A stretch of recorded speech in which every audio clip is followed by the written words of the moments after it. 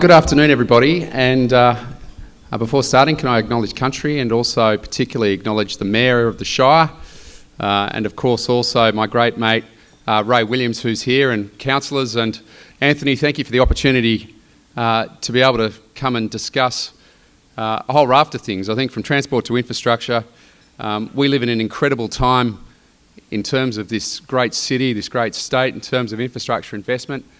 But I think we actually need to do more than just talk about what we're building. I think you all enjoy the benefit of looking at, without doubt, the signature project of the nation in terms of infrastructure investment, in terms of Sydney Metro, and it's great that Tom Gellibrand's here from the team with us today. But I just actually want to, first of all, reflect on not only where we've come from, but where we're going. Earlier this week, we held a global transport technology summit here in Sydney, and we had a raft of characters from around the world. Steve Wozniak was here, co-founder of Apple. Admitted he didn't know anything about transport. That was really helpful in the middle of a press conference, I might add. But he did have the foresight and the innovations and the thinking around what does the future hold for us all. And I'm very concerned that, governments today are spending billions of dollars, not millions, but billions. Millions was the last lot. We're in the billions. We've got to make sure, though, that as we make this investment, that we absolutely maximise the opportunities for future generations to benefit from that investment. So when we hear people talk about the use of smart innovation and technology and attaching it to everything, we have to be very mindful that we're not just building a metro train. If you think about it, we're actually building a network. We're not just building a motorway and not applying the technology to make sure that the capacity on that motorway, as we see Sydney grow, and in particular this incredible sweet spot of growth here in the northwest, we actually make sure that our investments are smart. And it's important. I mean, governments are notoriously bad at doing this. We're always behind the eight ball. So I'm trying to get everybody to think differently. Think differently about transport. Increasingly, in terms of the world that we live in, everybody wants on-demand transport. They want it available at the press of a button or a click of a smartphone. And we've all got to be able to shift in that thinking. The metro train itself, as I said, is without doubt probably the greatest infrastructure build in the nation's history. It's a $20 billion investment in a 66-kilometre train line. But it's not just a train line, it's not just a train. It's a city building exercise, as you are all experiencing here. But it will transform the way in which people move in and around the city, because people are going to get out of their cars, thank goodness, and actually start to use public transport. I'm also very mindful in terms of it that with Sydney's growth expected to be 1.6 million people between now and 2031, if you think about that, I mean, that's, from a government's perspective, we've got a plan for 40% more train trips. We've got a plan for 30% more motor vehicle movements. We've got a plan for 31% more households. And that's where, from my perspective, planning should be a great customer of the transport agency. It's not a case of, as we've seen in the past, planning, going and building cities such as we've seen out here in the northwest and not actually properly plan a mass transit system around it. For us, it's not just about building the rail line. We've got to plan how we integrate commuter flow, everything from active transport, walking and cycling, through to commuter car parks and the like. The bus network, everything changes. And that's why it is the ultimate game changer as a project. It's on track. It's very pleasing to see the metro, as you're all seeing, in terms of the SkyTrain. The tunnelling was complete back in January. We're now, and you'll see soon, the first of the new trains which have been designed and are now in production around the world. It's not It's not the type of production, this train, that happens in one country. Parts are brought in and configured around the world, obviously driven through the leadership of Awesome in France, but you're going to see a new colour. It's not going to be orange. Happy to confirm that the colour's teal, which will provide a very smart looking train. But beyond all of that, it's everything that it has to offer. It's a turn up and go service. There's no need for a timetable. It's driverless. There's no need for industrial relations and ministers having to deal with unions. There is a fully automated train that is coming to you by 2019.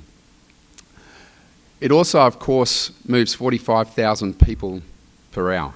If you consider the existing rail network moves 24,000 people per hour, that gives you an understanding of the enormity of the change. For us, in terms of our broader rail network, of course, you start to untangle the city circle. So we're removing completely a new line from the city circle once we move into the Sydney Metro City and City Metro Southwest components of the project. So that in itself, from a transport planning perspective, now means that instead of getting 120 trains into the CBD every morning, we'll be up closer to 200 trains every morning into a city which over the next 10 years is expected to grow with an extra 150,000 commuters into the CBD. Of course, I'd sooner see better planning delivering employment opportunities closer to where people live. And that in itself provides an enormous challenge from a transport planning perspective as well. So the use of technology again becomes key to this. I also want to highlight that with the advent of Sydney Metro coming online in terms of the northwest component, poses a very big challenge in terms of integrating it into the entire network. So in 2018, we have to do a major timetable change across the network to integrate the metro system into the network, because there'll be a few people getting off the metro train at Chatswood and then having to connect into the existing rail network. That poses challenges, I can assure you. But with good, sensible planning, we hope to meet that challenge. We're also having to, as part of that 2018 timetable change, do 10 major infrastructure projects across the rail network to integrate the trains from the Central Coast, looking at how we can bolster capacity on the Western Line as well. So all of these things are happening behind the scenes, and hopefully it'll make it more seamless. The next stage of the project, we're well advanced. If you consider that in the past 12 months since I became the Minister after being Treasurer, I ensured that the Poles and Wires transaction was put to good use. $7 billion of that transaction is going directly into the Metro project towards its funding. The project itself will see, in essence, 31 Metro stops between Cudgegong Road and Bankstown. If you think about how much development can happen around each of those Metro stops, it's transformational in a lot of areas of Sydney. Waterloo, Barangaroo, what you're experiencing already here and the growth that will even continue. Of course, the city itself with new stops at Martin Place, Pitt Street, and of course a major overhaul in terms of the Midtown strategy for the Sydney CBD with a new metro station going in under Central and the obvious transformation that will happen there. So it's here, it's happening, it's real, and it's one which the community is incredibly excited about and engaged about. Can I also, just in closing, I think, reflect on where infrastructure investment, public transport investment has been and where it needs to go. Technology needs to be front and centre of everything we do. We've just had the best minds in the globe here. But I have to change the thinking and the culture within the Transport Agency in terms of how you might adapt to technology. Late last year, I overhauled the point-to-point market, allowed Uber to come in and play in the space. But it's broader than that, because ultimately people are wanting to use technology to make those changes. The use of analytics and big data becomes something we'll all increasingly hear about even more so into the future. There's no doubt the amount of data that government collects is really important. We've now, this week, launched an open data hub We're putting all the real-time data sets of transport online for the development community to use, develop new products, and throw back to all of you as business leaders and consumers. And that's the type of change that we need in our lives, but at the same time we can try and use technology to even greater advantage as we progress. The other point that I would make, just also in closing, is that you'll increasingly all hear about this debate around value sharing, what I call value sharing, but elsewhere around the world it's known as value capture. And I think it's right that if we as a community want to invest in infrastructure into the future, and we want a virtuous cycle of infrastructure investment, and we don't want this circumstance where governments come and go and the piggy bank drives up and therefore the infrastructure projects don't get built, and we have premiers come along and say, oh, the city's full, we're not going to build any more infrastructure, like Bob Carr did after the Olympics. We need to be in that virtuous cycle. And one of the ways to get there, beyond governments doing what the Baird government's done in terms of recycling capital from existing assets into new assets, is for us to actually look at working in partnership with investors, with the development community, and say to people, well, right, we're going to put this piece of infrastructure into where you want to invest, where you want to develop. In terms of the net gain, in terms of that net profit that's going to be realised in value associated with that infrastructure being part of your development or in the vicinity of your development, we want to be able to share in that value and invest back into that infrastructure. And everybody wins. It's a win-win. It's about the net gain. It's about how you share in that to help taxpayers and at the same time make sure that we can get things built more quickly so that we can generate more wealth, more employment, a better quality of life for everybody. It's not a debate to shy from. I mean, in this part of Sydney there's been incredible increases in property values. You all know that. And from my perspective, I can build so much more if we're able to all share in that net gain in terms of that wealth generation so that we can build more infrastructure and get ahead of the game. It's happening in other jurisdictions around the world. We should be deploying it here.